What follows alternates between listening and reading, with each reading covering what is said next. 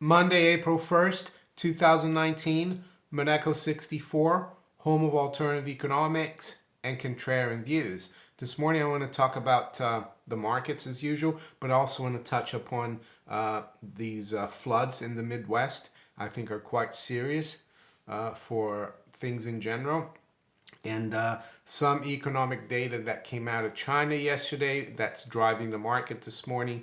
And as a whole, I just wanted to reiterate to warn people. And yeah, some of you are probably, getting tired of it.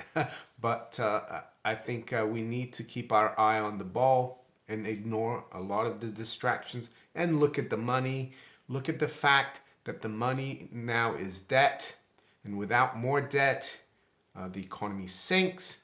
And just how can I say, upside down everything has become. It's not like the economy drives markets. It's like the fake markets, are put there to try to drive the economy.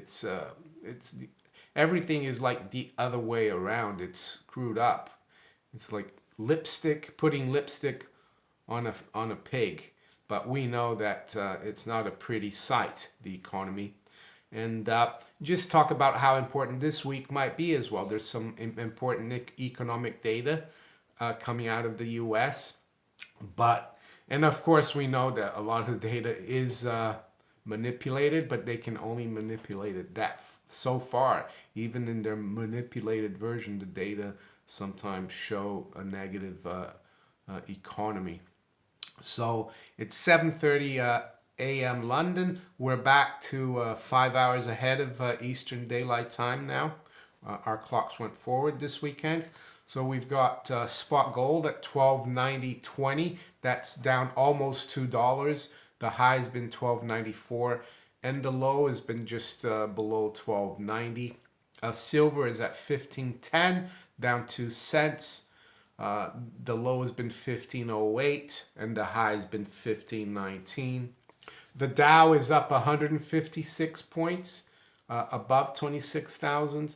Still pretty far away from the highs, the all-time highs.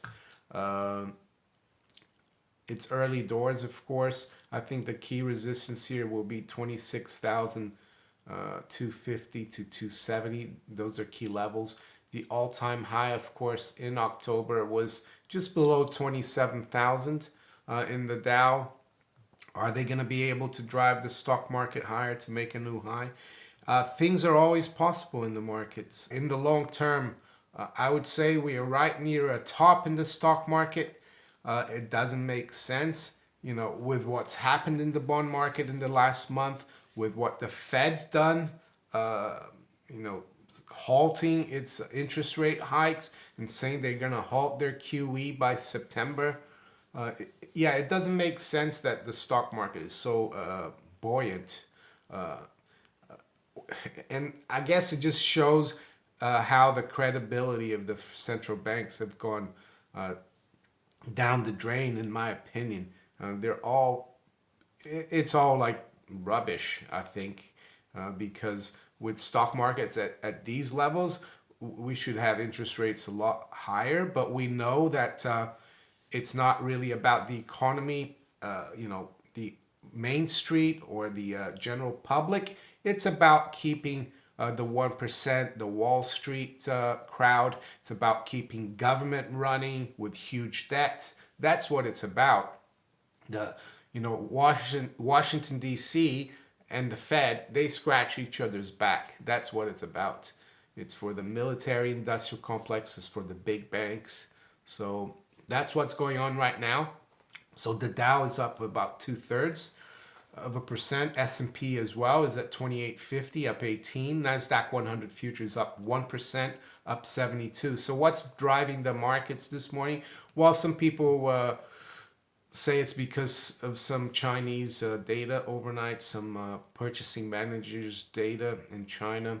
The manufacturing number rose from 49.9 to 50.8, and it was expected to come out at 50.1. As I've said before, expectations are very important. for markets. And as this number is expected only to rise to 50.1, the fact that it rose to 50.8, it's helped the markets. A number above 50 means expansion. And we know that China manufactures for the whole world. So if that goes up, it's a good sign. I know that not only China, but every government out there fudges the data.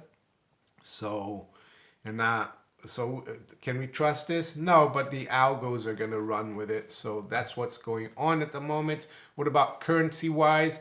We've got the pound up 0.25% at 130.67. We've got the euro up 0.15 at 112.34. Dollar up 1/4 against the Japanese yen, 111.12. And the dollar is down 0.12% against the Chinese yuan, 671. Crude oil, yeah, we're back above 60. WTI is at 60.60, up 2/3%, and Brent is up 0.75% at 68.14. The bond market has, how can I say, dropped in prices. Yields have risen overnight. The 10 years at 2.44, up 3 basis points, and the 3-month has not moved. Now it's at 2.40, so the curve is disinverted. So does that mean now that the Fed can start raising rates again? Does that mean that Larry Kudlow is going to come out and say, oh no, we don't need to cut rates now? It's just crazy. I think it's going mad. And that's why I just watch from the outside. I'd rather be on the outside looking in at this madness. And that's why I stick to, my precious metals still, as money, as insurance. The floodings in the Midwest. I mean, Zero Hedge has come out with a story. I think Saturday it says Midwest apocalypse. Satellite data show at least 1 million acres of U.S. farmland devastated by floods. I mean, that's very serious, but you don't really see too much of in the news or even on Bloomberg or investing.com about how that could be significant for commodity prices, and particularly things like wheat, corn, the soft commodities. And if you look at the prices of these commodities, you'd think they'd be going through the roof because of the floods. But no, they're very subdued. They're really not doing much. I can see, for example, this morning, Chicago wheat is down 2.8 cents. Corn is up 0.4%. Soybean is up 0.2. Cotton is down 1/3%. It seems like there's a lot of complacency. I'm not sure. We need to watch this carefully. I think it's fairly serious. And you look at the commodities index, the CRB. That's still, you look back at the last 11 years since the crisis. We are at major lows here. That's another signal that is the economy really doing really well? I don't think so. It's more like a facade. But nowadays it seems that they're trying to say, oh, look, the stock market is doing well. Look at this. The economy is doing great. Look at these fudged numbers. They're great.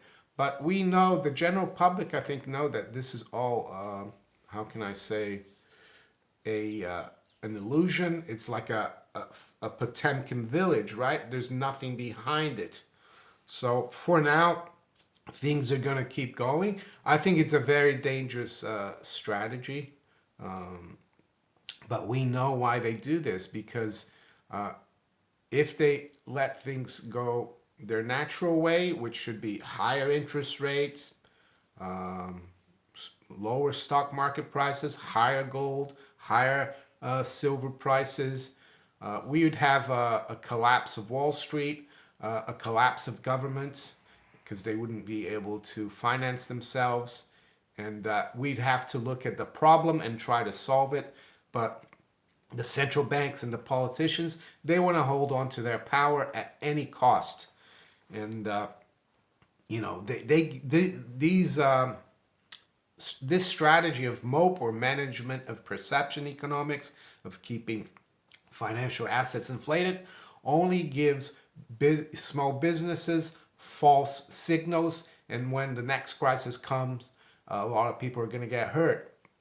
And that's why I try to warn people about this here in my videos and in my channel, and that's why I'm the home of alternative economics and contrarian views. So before I finish today, I just wanted to say that it will be an important week for in terms of economic data for the US. Bloomberg says it's a huge week for bond markets, worried about global growth.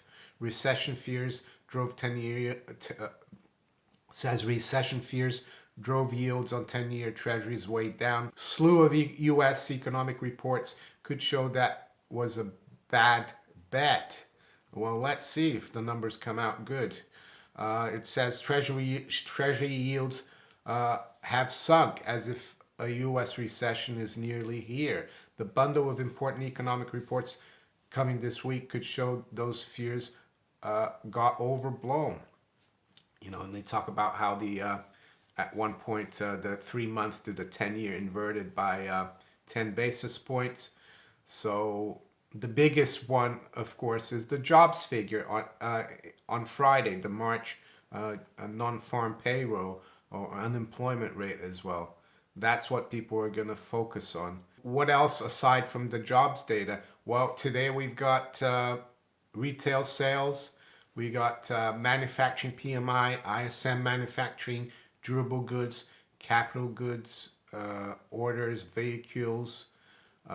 What else? We got Fed speakers, plenty of Fed speakers this week. So you can see it will be an important week to determine whether the economy is really tanking. And I think the economy, personally, hasn't been doing well for many, many years. And the main reason for that is that they underestimate the rise in the cost of living, or inflation. So the GDP numbers are actually inflated, in my opinion, artificially.